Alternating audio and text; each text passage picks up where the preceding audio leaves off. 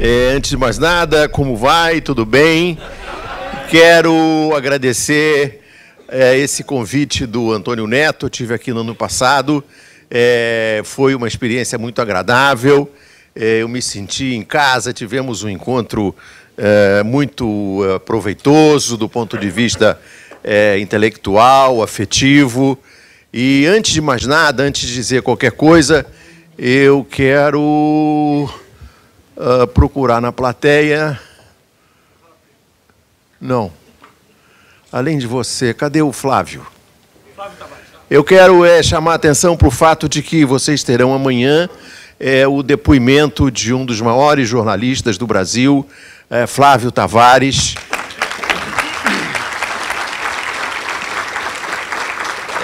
Que eu não conhecia pessoalmente, conhecia de ler os livros dele, e também recomendo que vocês já devem ter visto, se não me engano, o filme do filho dele, O Dia que Durou 21 Anos, não é isso, Flávio? É um filme espetacular e que todos nós temos que ter no nosso acervo cultural, que é a história do golpe militar de 1964. Então, com a saudação ao Flávio, aos meus amigos, ao nosso presidente, o Antônio Neto, eu quero dizer, antes de mais nada, que esse livro aqui é uma experiência que eu fiz de tentar contar a história da indústria da televisão comercial no Brasil. Eu dei um curso sobre esse tema e resolvi fazer um livro das anotações para esse curso e fui interferindo na narrativa sobre a construção da indústria da televisão no Brasil, fui interferindo com o meu testemunho de repórter, porque eu fui trabalhar em televisão lá pelos anos 80 do século passado, depois de trabalhar na imprensa escrita, já fui para a televisão burro velho, mas, de qualquer maneira, eu fui trabalhar na Manchete, na sucessão do Figueiredo, assisti ali a disputa entre o Andreasa e o Tancredo, pela indicação na Arena, e a vitória do Tancredo, Andreasa e Maluf, e a indicação do Tancredo, que acabou sendo eleito presidente, e depois eu fui contratado pela Globo, e pude, na Globo, eu fui trabalhar em Nova York, e lá em Nova York era uma plataforma muito rica, eu tinha acesso a muitas pessoas, a muitos episódios, tive muitas experiências na Globo, e aí eu tenho como jornalista, não sei se o Flávio tem esse hábito também, mas eu não acredito em gravador. Eu sou completamente dependente da anotação à mão, e eu guardei caixas e caixas e caixas com as minhas anotações, porque eu acho que, se você usar o gravador, você acaba não prestando atenção ao que o entrevistado está falando, porque o gravador está fazendo o trabalho, e depois você grava por cima e perde o registro daquilo.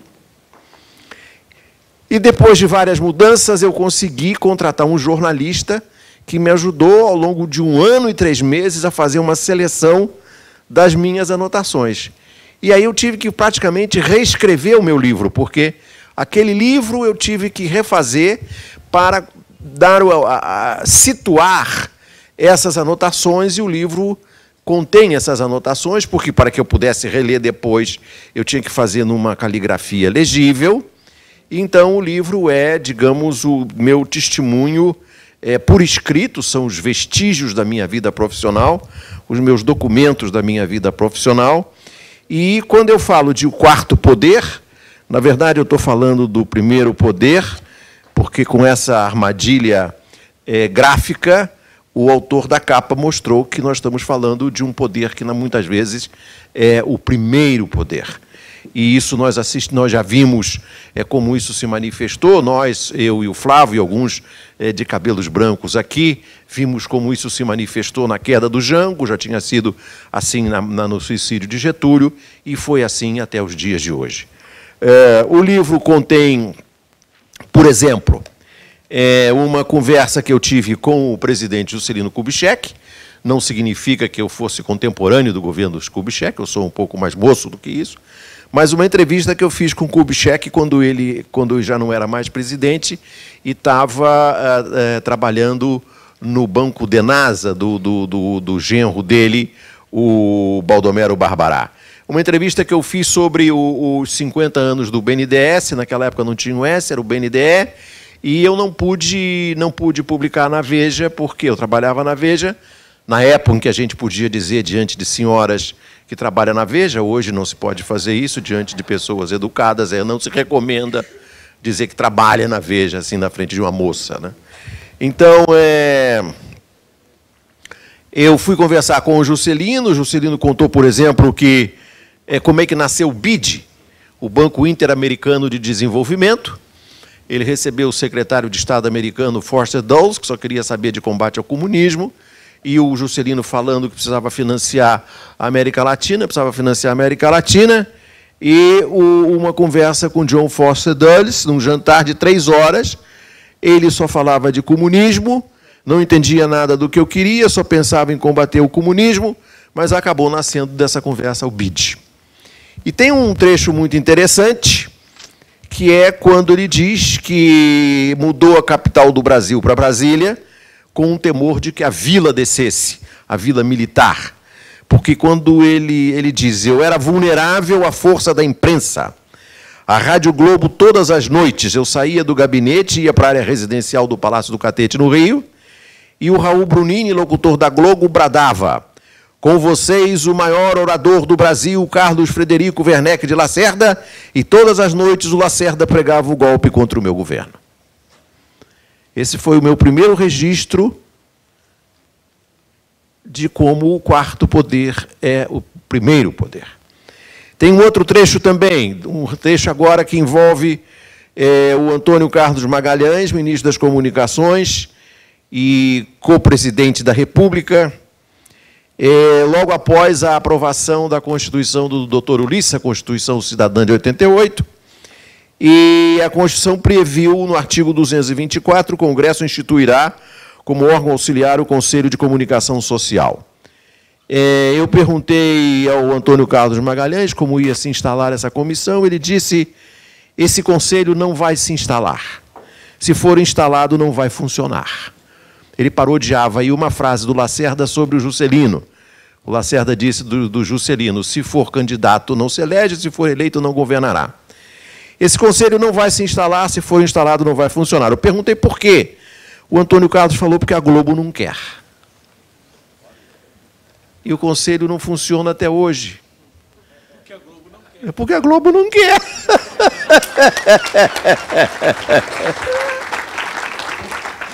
Eu conto também como é que a Globo foi salva, porque a Globo ia viver uma situação muito difícil, porque ela foi criada com a sociedade do grupo americano Time Life. Naquela época, o grupo americano Time Life era poderosíssimo, tinha as revistas Time, Life, Fortune, Sports Illustrated. Era um dos maiores grupos editoriais do mundo, e a Time Life queria diversificar e veio para o Brasil e se associou ao Roberto Marinho, que era proibido por lei. E aí houve uma comissão parlamentar de inquérito, presidida por um jovem socialista chamado Roberto Saturnino Braga, depois prefeito do Rio, e por isso ele pagou a vida inteira, por ter presidido essa CPI.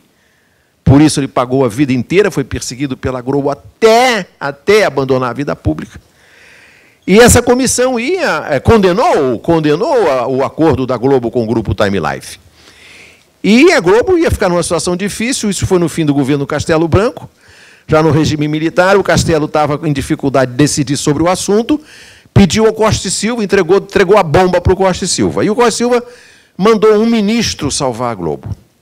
E esse ministro, que eu não posso identificar, salvou da seguinte maneira.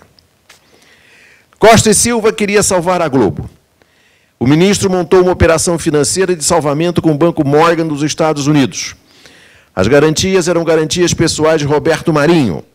Ele deu em garantia uma casa no Cosme Velho, no Rio, onde morou a viúva Dona Lili, e deu em garantia também receitas futuras da Globo. Receitas com que ele já podia contar. Era a publicidade de empresas do governo federal, Empresas como Petrobras, Eletrobras, Banco do Brasil, Caixa Econômica Federal.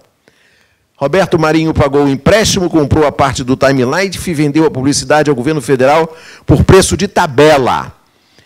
Qualquer pessoa que já tenha trabalhado com publicidade sabe que preço de tabela é uma ficção, é apenas para começar a conversar, ninguém compra publicidade a preço de tabela, porque aquilo é apenas para ser, na conversa aquilo vai diminuindo, e o governo federal comprou a preço de tabela a publicidade.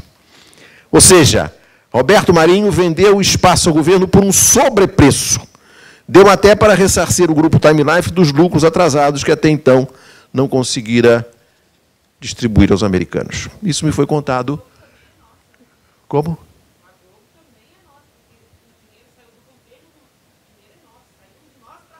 Ah, sim, o governo. Não, é claro, nós que pagamos. Nós é que pagamos. Então a gente pode ir lá e tomar conta. É bem lembrado, isso é bem lembrado. Aliás, a esse propósito, eu vou contar uma história. Você me lembrou uma coisa muito interessante. Outro dia, eu fui lançar o meu livro do Sindicato dos Professores do Paraná. Aqueles que são tratados com muita educação e carinho e afagos pelo governador, consideração pelo governador Richa. Né? Eu fui lá, os professores me chamaram, eu fui lançar o meu livro, e o meu amigo Roberto Requião contou a seguinte história. Ele foi visitar o presidente Lula logo depois de eleito e contou: ô Lula, eu cheguei lá no Paraná, tirei toda a verba de publicidade que ia para a Globo e botei na Secretaria de Educação e na TV Educativa. E fortaleci a TV Educativa. Botei profissionais, contratei gente, atualizei o equipamento, que ela estava toda destruída, fiz um acordo com o Chávez, entrei na Telesur, comecei a ter um acesso internacional no Paraguai, no Uruguai, na Argentina. E foi um trabalho muito bonito. E não dei dinheiro para a Globo. Aí o Lula se virou para o Requião: Requião, que ideia boa, vai ali na sala ao lado e conta isso para o Dirceu. Aí o Requião foi lá e contou tudo para o Dirceu. O Dirceu ouviu. E falou: mas Requião, nós já temos uma televisão. Qual? A Globo. Eles achavam que tinha Globo, mas não.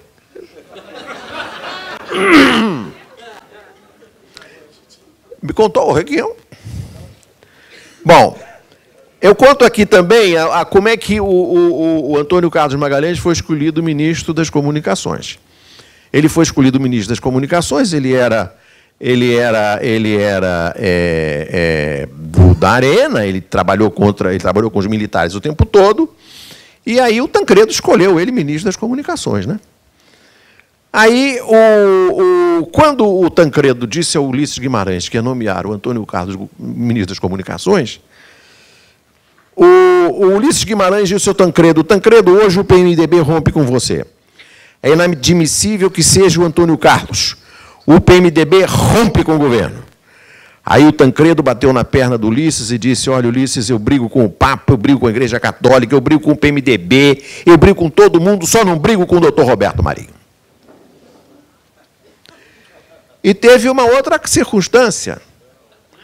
Houve um encontro decisivo, isso me foi contado por um ministro do Tancredo, um encontro decisivo do doutor Roberto com a ACM, com o Tancredo eleito. E o Tancredo deu a seguinte ideia para o doutor Roberto: doutor Roberto, por que o senhor não anuncia que o ministro é o Antônio Carlos? Aí o Roberto Marinho, que era muito mais esperto que eles dois, disse assim: não, Tancredo, quem tem que anunciar é você, para não diminuir Antônio Carlos. Um gênio, né? E tem a maneira pela qual o Sarney pagou pelo prejuízo da Tele Monte Carlo. Como vocês sabem, a TV Globo ficou muito pequena para o Boni e para o filho mais velho do Roberto Marinho. O Boni não deixava o filho mais velho do Roberto Marinho mandar, porque, como eu digo no meu site, Conversa Fiada, que vocês todos conhecem, eu espero, os filhos do Roberto Marinho não têm nome próprio. São conhecidos como os filhos do Roberto Marinho. E então o mais velho O mais velho resolveu sair.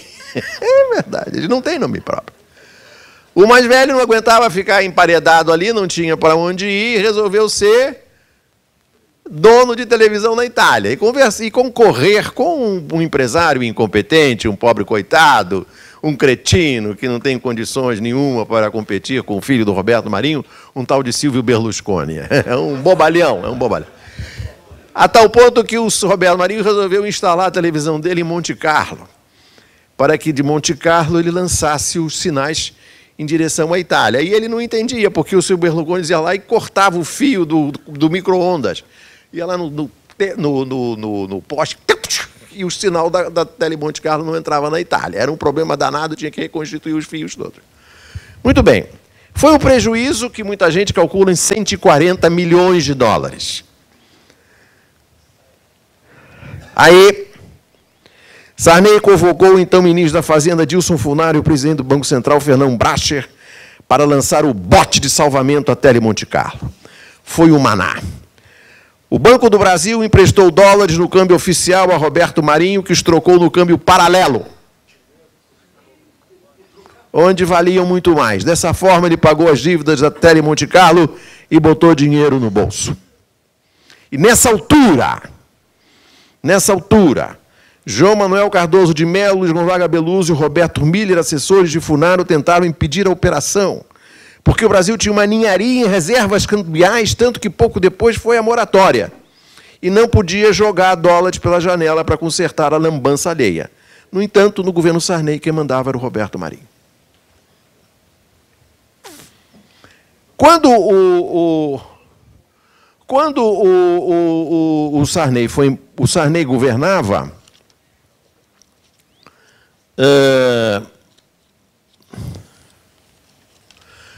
o Sarney governava, o Roberto Marinho co-presidia o Brasil. Eu tive uma conversa muito instrutiva, muito rica, com um dos maiores amigos e confidentes do Roberto Marinho, que ainda está vivo, e ele pediu para eu não identificá-lo. Como ele foi mais ou menos contemporâneo do Roberto Marinho, está no pé na cova, na próxima edição provavelmente eu vou poder dizer quem ele é, mas por enquanto eu não posso. Não, é claro, eu sou uma pessoa séria, então não pode. Mas eu conversei com esse cavaleiro e eu perguntei assim: pode-se dizer que o Roberto Marinho co-governou o Brasil no governo Sarney? Ele respondeu: co-governou? Não, ele governou. E ele tinha consciência absoluta desse poder. Eu disse, mas ele não procurava dissimular, não se sentia encabulado? Não, ele reagia a isso com a maior naturalidade, era o que tinha que ser. Era assim porque era. Ele tinha TV Globo, eles mandavam no Brasil, e o Sarney sabia disso. E ele se preocupava com os concorrentes, ele era atento, não queria perder a condição de líder. Também não era mais do que isso. Ele levava o Nascimento Brito, dono do Jornal do Brasil, a sério? Não. Não era empresário. A história que o Maílson da Nóbrega contou a Playboy, que ele primeiro despachou com o Roberto Marinho e só depois que o Roberto Marinho o aprovou, é que o Sarney decidiu nomeá-lo, é verdade? É. É verdade. Aí eu perguntei a ele, é uma candura, assim, uma coisa tão natural.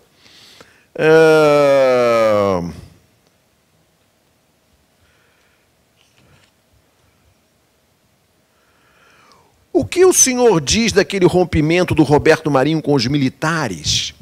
Aquela entrevista longuíssima do Antônio Carlos Magalhães, do Jornal Nacional, levantando a suspeita de que o brigadeiro Délio estivesse envolvido em corrupção.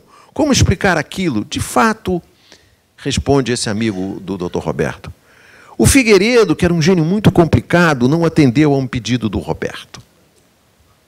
Isso é certo. Como o senhor explica que o Roberto Marinho tenha chegado tarde à eleição do Collor? O Collor diz que não devia nada ao Roberto Marinho, que quando o Roberto Marinho o apoiou, ele já estava na frente das pesquisas. O Collor pode ter razão. O Roberto chegou tarde.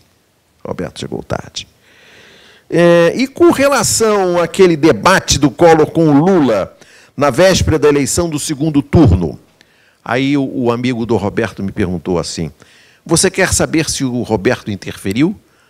De fato quero. Você acha que aquilo seria feito sem que o Roberto quisesse? Não seria daquela forma se ele não quisesse. E do FHC?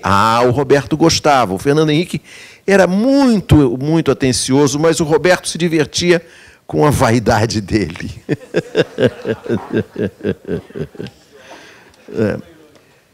Aí eu perguntei a ele... Essa entrevista é muito engraçada.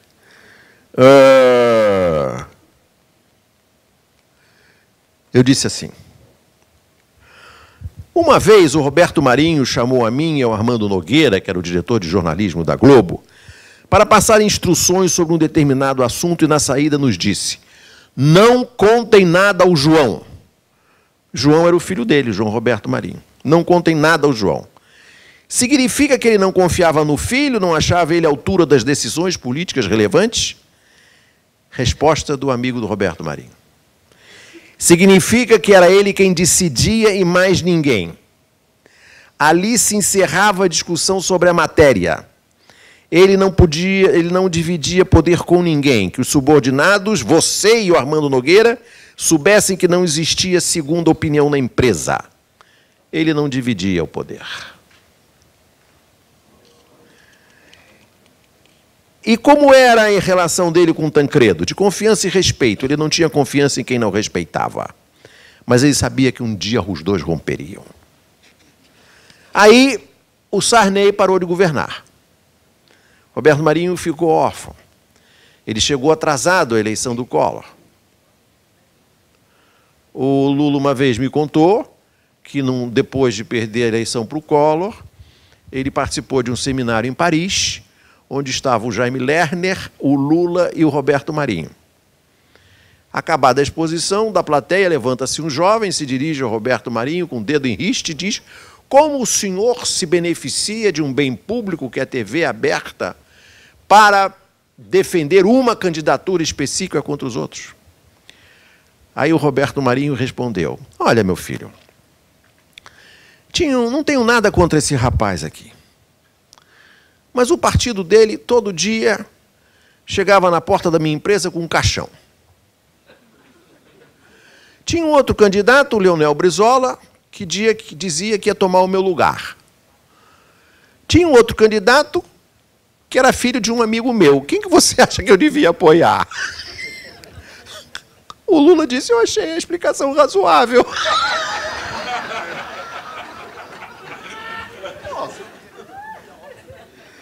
Mas aí o Roberto Marinho chegou atrasado à eleição do Collor. Ele primeiro ele apoiou o Quércia, depois ele apoiou a Fife Domingues, depois ele apoiou o Covas, que fez aquele célebre discurso, Choque de Capitalismo, que foi escrito pelo Jorge Serpa, que era editorialista do Globo e trabalhava para o Roberto Marinho. E aí ele teve que demitir o Armando Nogueira, que era diretor de jornalismo da Globo, e botar uma pessoa de confiança dele, Collor, na direção do jornalismo da Globo, e escolheu um jornalista de quinta categoria chamado Alberico de Souza Cruz. Na véspera da queda, o Armando me chamou na sala dele. Depois do Jornal Nacional ir para o ar, ele me chamou na sala e desabafou, e disse, olha, eu vou cair.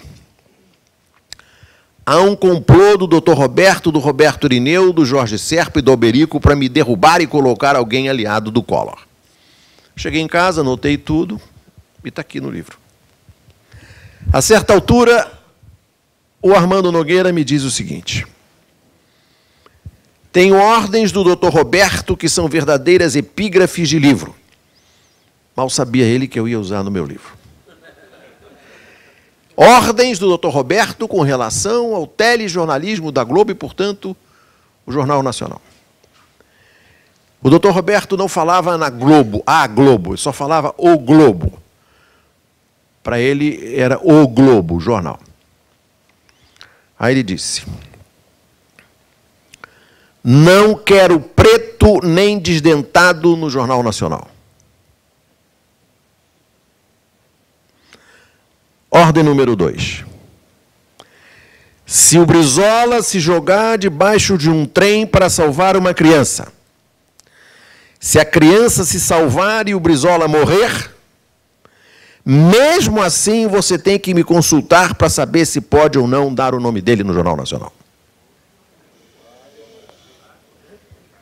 Se você trocar o nome do Brizola por Lula, Dilma, essa ordem está valendo até hoje. Porém, agora tem a ordem mais importante, na minha opinião. A Globo é o que é mais pelo que não deu do que pelo que deu. Ou seja, o importante é a interdição do debate. O importante não é o que você fala, mas o que você não deixa falar. Era diabólico ele. Maquiavélico. As 3 epígrafes. Agora tem... eu vou andar um pouco adiante, vamos passar para o governo Fernando Henrique, que eu pude acompanhar de uma maneira muito próxima com as viagens que o Fernando Henrique fazia aos Estados Unidos, e vou me referir à tentativa bem-sucedida dele de fazer o FMI aprovar o Plano Real, que não existia ainda. O Fernando Henrique teve que deixar o Ministério da Fazenda para se desincompatibilizar e ser candidato à presidência da República. O Plano Real não estava escrito ainda, mas ele precisava do apoio do FMI para um plano inexistente para poder ser candidato à presidência da República. E assim foi. Ele entregou, eu estava na antessala ali, eu e a imprensa inteira, esperando ele falar com o então diretor-gerente do FMI, um francês de nome Michel Candecis, e o FMI e o Fernando Henrique foi lá dentro, entregou uma folha de papel em branco e disse, olha, isso aqui vai ser o Plano Real. E o Candecis saiu lá de dentro e disse que ia aprovar o plano sans hésitation. Sem hesitação. Oui! Favorable. Cardoso, muito trabalho a fazer, mas não longe de um programa. O FMI pode facilitar. Também na antessala estava o Bill Rhodes, o que presidia o Comitê dos Bancos Credores do Brasil em nome do Citibank, porque era vice-presidente do Citibank. E o Bill Rhodes disse, positivo. Bom, o Plano Real não havia ainda. Positivo. Sempre confiança FHC. Bancos começam a assinar papéis do Brasil em outubro, mas precisa do acordo com o FMI. Agora, o que o Fernando Henrique disse lá dentro? Ele contou lá fora. O que ele prometeu ao Candecis? Ajuste fiscal com privatização forte. Concessões no serviço público. Água e gás. Vale do Rio Doce para depois. Telebrás tem que mudar a Constituição. Ele mudou e vendeu. E Petrobras, mudar a Constituição. Foi a mercadoria que ele entregou para obter o apoio do FMI. Agora vamos dar um pulo no tempo para a gente poder bater um papo e ter umas perguntas, assim, né? Vamos a uma outra anotação minha que eu considero muito interessante, que é o início da campanha do segundo turno da segunda eleição do Lula. Vocês talvez se lembrem que nenhum candidato à presidência da República até hoje ousou desrespeitar uma regra da Globo que faz com que o último debate seja na sexta-feira, a eleição no domingo, na sexta-feira, no mesmo dia em que acaba o horário eleitoral gratuito. Então, tem o debate na Globo, depois do horário eleitoral gratuito, e a Globo tem um sábado inteiro antes da eleição no domingo. Foi assim que a Globo manipulou o Collor e Lula, que está todo contado aqui. Foi assim que a Globo agora quase tira a eleição da Dilma, com aquela capa falsa da Veja. E foi assim que a Globo levou a eleição para o segundo turno, na reeleição do Lula, porque o Lula não foi ao debate na Globo. A Globo passou o tempo todo mostrando a cadeira do Lula vazia e contando a história do dinheiro dos aloprados do Mercadante aqui em São Paulo. E, para fazer isso, a Globo não podia despaginar o Jornal Nacional, não podia desformatar o Jornal Nacional, e, para isso, ela ignorou o desastre da Gol, que matou 120 pessoas. O desastre da Gol, que a TV Bandeirantes do Boechat tinha dado 20 minutos antes, e, portanto, ela tinha obrigação de dar. Porque fica todo mundo na rádio escuta. E a Globo não desmontou o jornal, não deu a morte dos brasileiros para poder levar a eleição para o segundo turno, e levou. Aí o Mino Carta na Veja e eu no Conversa Fiada escrevemos artigos denunciando essa patranha, essa patifaria. Eu escrevi um artigo chamado O Primeiro Golpe Foi Dado, Falta o Segundo.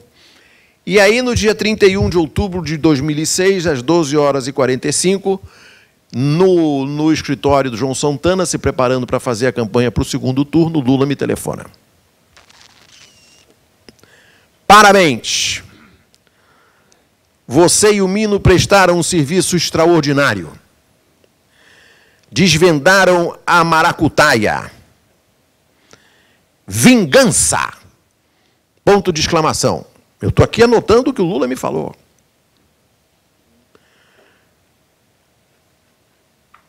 Por telefone não posso te falar. Mas eu vou te ligar, aqui eu vou organizar aqui com o João Santana, vou te telefonar para falar da democratização da imprensa. Eu estou esperando esse telefonema até hoje.